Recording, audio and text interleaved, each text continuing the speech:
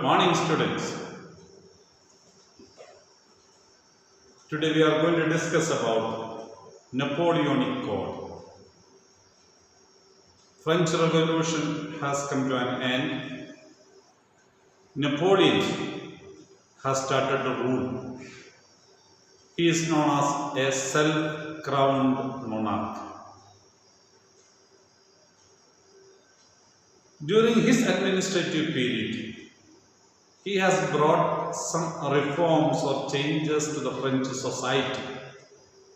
Those reforms or changes brought to the French society are known as Napoleonic Codes. As early as his starting of administration, he introduced them, but it has come in a formal shape in 1804. So that is why it is known as Civil Code of 1804. Let us see what are the important points mentioned in the Napoleonic Code. The first point: did away with all privileges based on birth.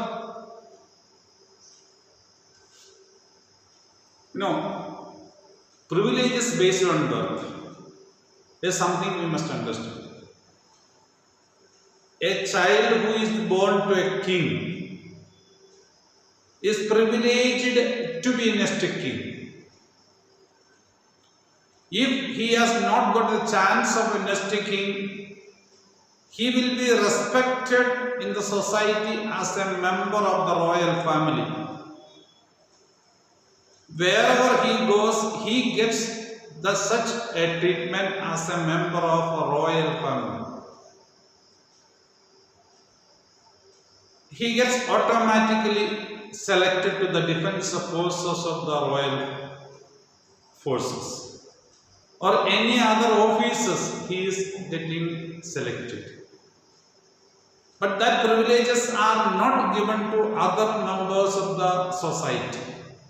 So such kind of privileges which you get because you belong to a royal family or a landlord's family or a rich family or an educated family or having respect in society, such kind of privileges are known as based on birth. Other things, you work hard and you achieve some positions, you become an officer. An officer has got some position privileges. That is not because of by birth, you have worked hard and you earned it. So, by birth and by earning. So, he has abolished that no privileges will be given to anybody by birth, all will be treated equally. So, that changes were brought by Napoleon in French society. Then you see, when that is naturally established by birth, abolished, established equality, that brings equality in the society. Every member in the society becomes equal, and mainly it is before the law. In ancient society, if a first estate member or a second estate member does mistake, they will get less punishment than a member who does mistake of the third estate. Sometimes first and second estate members will be left free without getting punishment, but third estate member would get punishment. Napoleon abolished all those privileges to the upper class and told all will be equal before the law. That is the achievement or establishment of Napoleon. He secured the right to property. That is another thing. Right to property is a fundamental right given to Indian Constitution in the beginning of Indian Constitution. Now it is not a fundamental right, it is a natural right. It is. Means you can have the property. But in ancient or the French society in the medieval period or the beginning of the modern age was not having the right to have private property. Napoleon implemented that each individual can have his private property, whatever he has earned by his hard work, he can keep. That is a privilege given by Napoleon in his order of Napoleonic Code. Then what did he do? He simplified administrative divisions. Divisions can be many. Land divisions. A division of a country can be divided into states, districts, taluks and panchayats. There will be a division of executive, judiciary and legislature.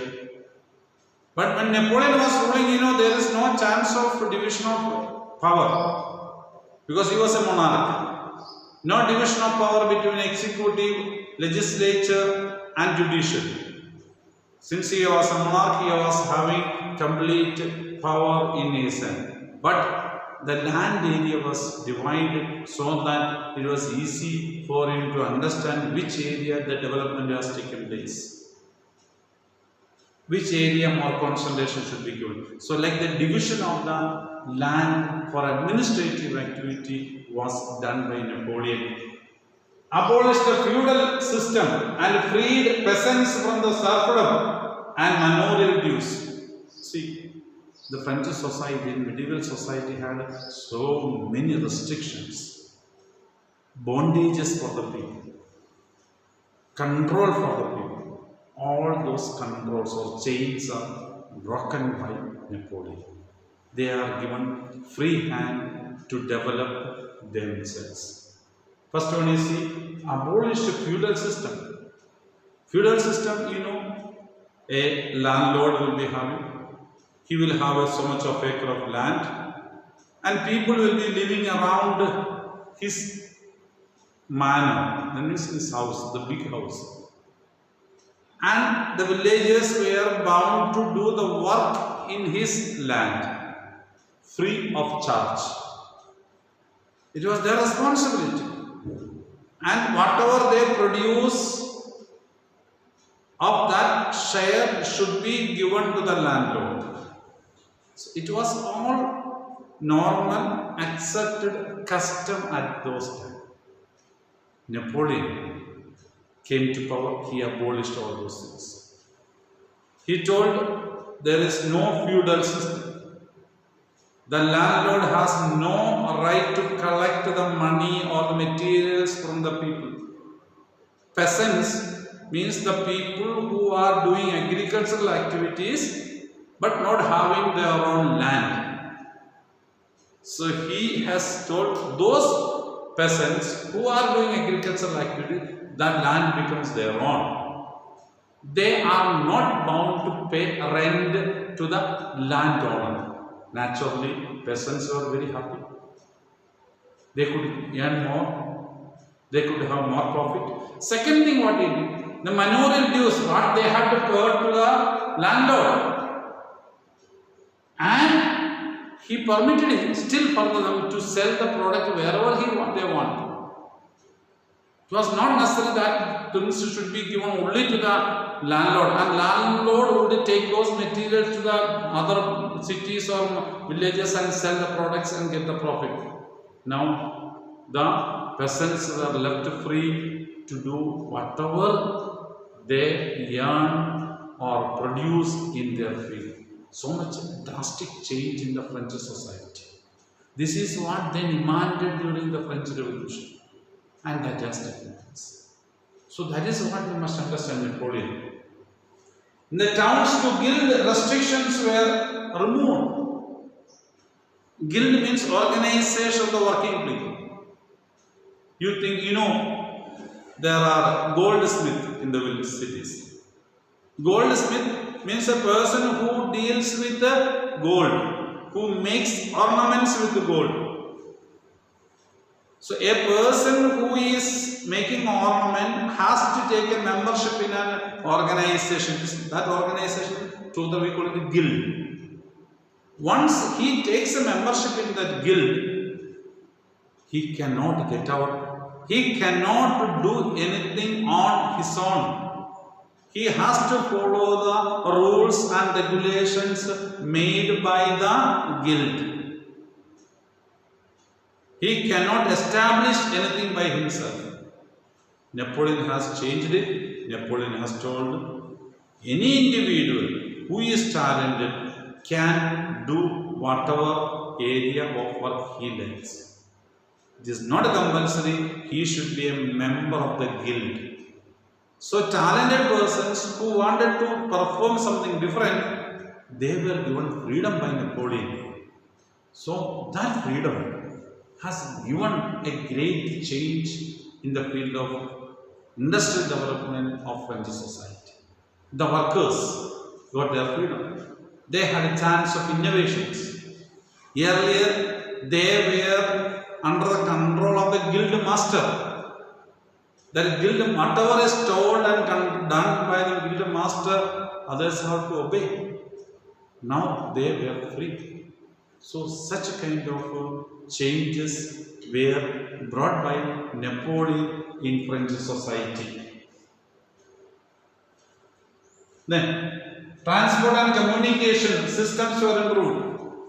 Any society, transport and communication is important. You might have read 2 weeks ago, when French Suez Canal was blocked, so much of problems were there in the world transportation system. Many ships were moving through Suez Canal. So like the transportation is important. Modern period, we know in India, we are making so many national highways so that materials can be transported from one place to another in a faster and easy way. Communications, mobile systems, internet, all those things helps the materials to be transferred from one place to another and pass the information to the people and take certain decisions and which are good for the progress of the society. So that kind of system which was available at that time, telegram or the systems, what all facilities were available, those facilities were improved and given a boost by Napoleon. That is another important thing we must understand. Peasants, artisans and workers and new businessmen began to realize that uniform laws, standardized weights and measures and a common national currency would facilitate the movement and exchange of goods and capital from one region to another. This is business activities. A person who produces material, he wants to sell it. If a material in Karnataka is 1 kilogram, if we take, that is accepted 100 rupees.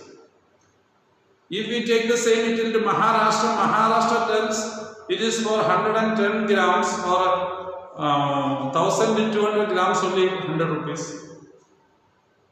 It will be considered as one measurement. Then the person who produces material will have confusion. So he cannot put a fixed price for the material. State to state he has to fix the price differently.